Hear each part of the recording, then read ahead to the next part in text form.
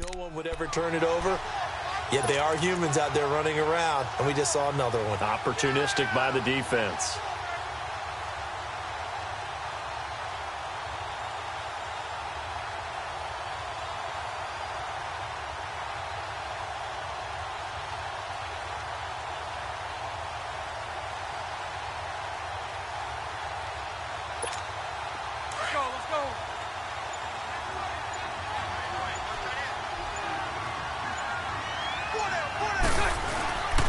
Fournette, a first down carry.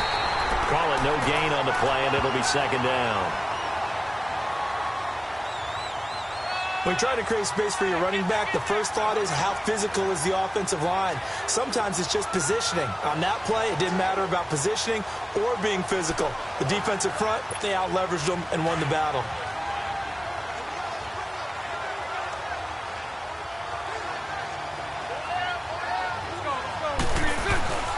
Back to throw now on 2nd and 10. Out to the flat. That's complete to his running back. And he'll be taken down as that will take us to the end of the first quarter of play. So they'll get a little extra time to come up with his third down play as we've hit the end of quarter one. 7-0 is our score. We're back to historic London, England right after this. The NFL on EA Sports is fueled by Gatorade, the sports fuel company. Alongside the former defensive back Charles Davis, I'm Brandon Gaudin. It's Jaguar football as we begin quarter number 2. They've got a 3rd down and 5 to start things out. The last play on the completion got them half of what they needed. Now here's a tough 3rd and 5. On 3rd down, Fournette. And he'll take this down just shy of the 25-yard line. Only a yard on the pickup there, and it's going to leave them with a 4th down.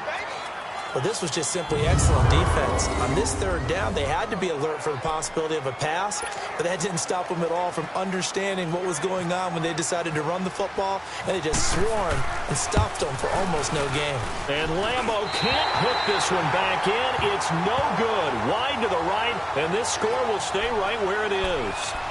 So it's an empty trip downfield there as they get a missed field goal on 4th down. And I didn't see anything in the setup. It's a good snap, good hold. Yep. He just pushed it, and that one never wanted to come back.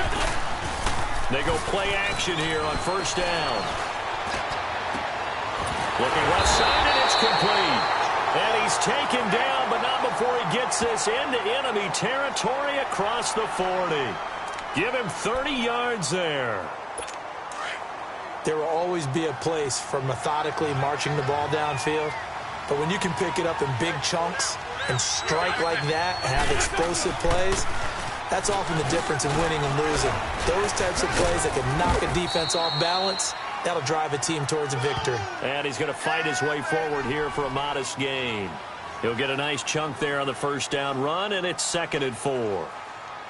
And that looked like some pretty easy yardage there right up the gut. And he's a guy that has some height to him. So when you don't have to drop a shoulder or create or get through contact or trash, makes it a lot easier to stay upright, see the field, and make a run as we just saw there. They're going to look to throw. That's into the hands of Wallace over the middle. And they'll be inside the 25 now at the 24. Call it a gain of 7, and it gets him a new set of downs. And that's one of his advantages of a passer, is it not? With his height, setting back there in the pocket, firing it over the middle, he can really see everything clearly. It is, and I know that other quarterbacks get it done different ways, all right? You don't have to be his height to make a great play, but what he does is he takes away having to make those slide steps in the pocket to find angles to throw the ball through. He just throws right over the top of it because he can see everything, and sometimes that saves time and gets the ball to a receiver quicker. Some of the most unselfish players on any football team, defensive tackles, because we ask them to just eat up blocks and allow other people to make tackles. But when he can make a play himself, as we just saw there, that's a big day. And this is going to be caught, but they'll say out of bounds. So it's incomplete. Nelson Aguilar, the intended receiver. 3rd down here.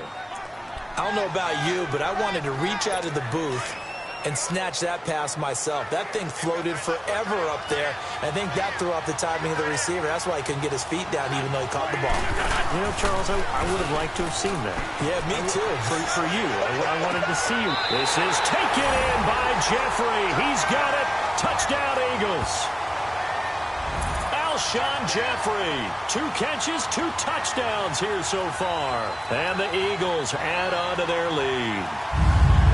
And he's having a nice little first half here, partner. And it's a first half that leaves us anticipating what can still come. I mean, 2 touchdowns already here through the second quarter. There could be plenty more before this game is over. Elliott now to add the extra point.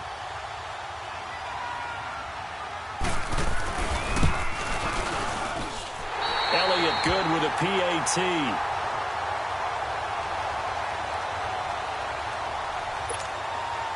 Elliott now to kick this one away. That'll be taken in the end zone. And he will make it back to the 15, and that's it. Good coverage there by the kick team. Well, conventional football 101, tells us if you don't get it back to the 20-yard line on a kickoff return, that's a disappointment. But some of these teams, special teams coaches, with approval by the head coach, they give them full authority to go ahead and bring it out and try to be aggressive. Almost what we call the green light, red light theory. Green light means go, red light means stop. Looks like he had green on that play. And he'll go down after losing yardage at the 10. It's a loss of 5 there, bringing up second. We think, Brandon, I like the intensity this defense is showing right here in these first few drives. They're not just holding the line because they're doing their job, but they're doing more than that, aren't they? They're getting a nice push into the offensive backfield. And a great example right there for the loss on the tackle.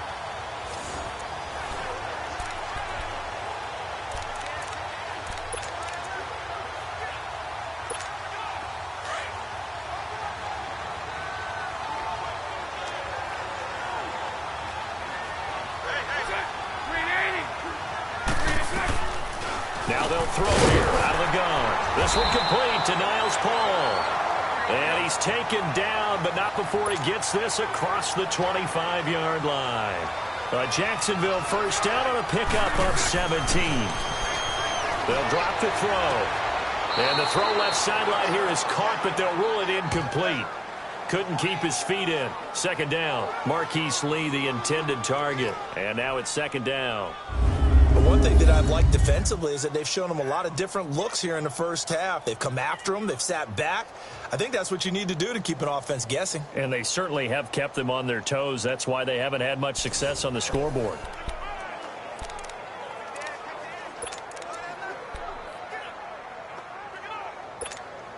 So after the incompletion on first, now second and 10.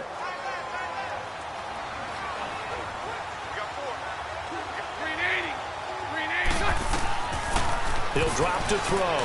Flush to his right.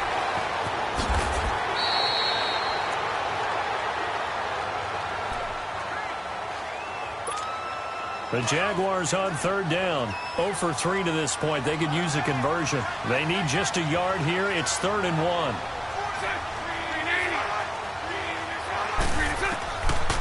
They'll look to throw here. And incomplete on the deep ball. Some of the fans here don't seem too happy about what we've seen in this first half. No, not at all, and I understand why. They've looked lethargic, out of sync, and it shows on the scoreboard. And how about this one now? In their own territory, a gutsy call. They're going to go for this on 4th and a yard. They'll go with a big bank Fournette. Oh, and now he bowls him over. Still fighting. Still going. And he is out of bounds, just a yard or two shy of the 30. A huge play there on 4th down, 33 yards. Well, there's the danger of selling out on 4th and short. So many guys flood the line of scrimmage that you're left very thin on the 2nd and 3rd levels. And they took big advantage of it there. Not just picking up a first down, but ripping off a huge gain on top of it.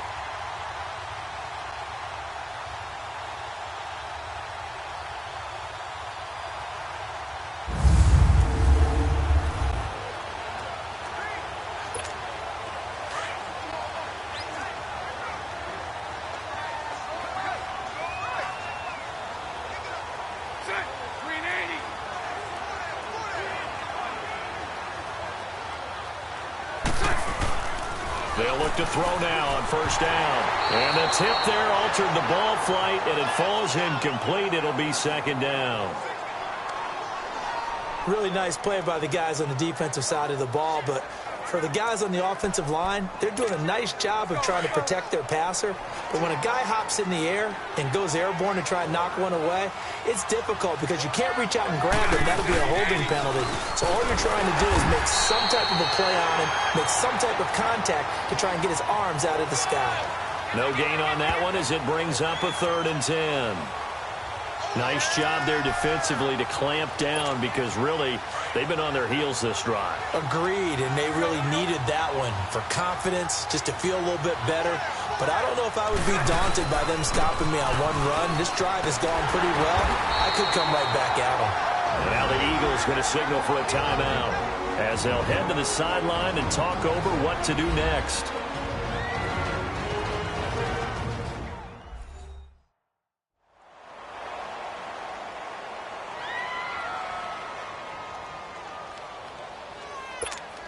So out comes the field goal team now for the second time here today. This is a 49-yard attempt, right hash.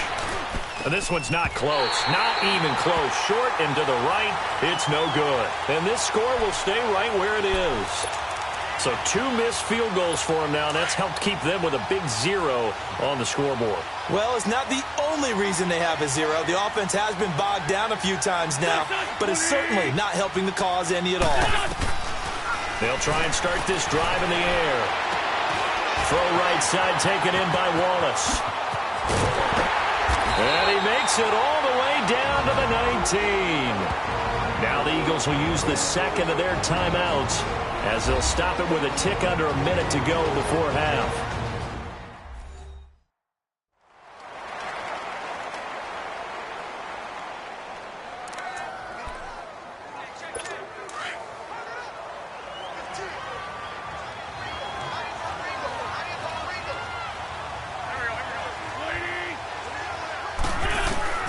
From the red zone now, they'll look to throw. Got his man complete over the middle. That's Wallace. And they've got it inside the 10 at the 8. It's a good gain of 11, sets him up 1st and goal. As long as you go through your proper reads and progressions, the drag route can be one of those old reliable plays because usually it's good for a good chunk of yardage as we just saw there. And those guys like it, right? They can get the ball with a full head of steam. Especially against man coverage because man coverage, particularly running away from someone and not worried about traffic. And that's going to be caught for an Eagles touchdown. 3 touchdown passes now for Carson Wentz. And the Eagles add 6 to their lead. I heard a coach talk about those late-in-the-half scores, especially ones that give your team a pretty decent cushion. He said those could be the ones that could finish off a squad if you let them. Yeah, they've got the cushion. This half has been theirs. Elliott good on the extra point, so they only needed 3 plays on that drive. The result, Philadelphia in the end zone. This is taken about 7 yards deep. Oh, it shifts past him. And a pretty good return here. He'll be stopped just shy of the 25 at the 24-yard line.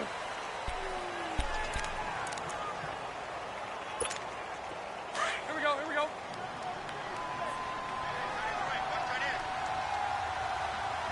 Hey, we got 4. We got 4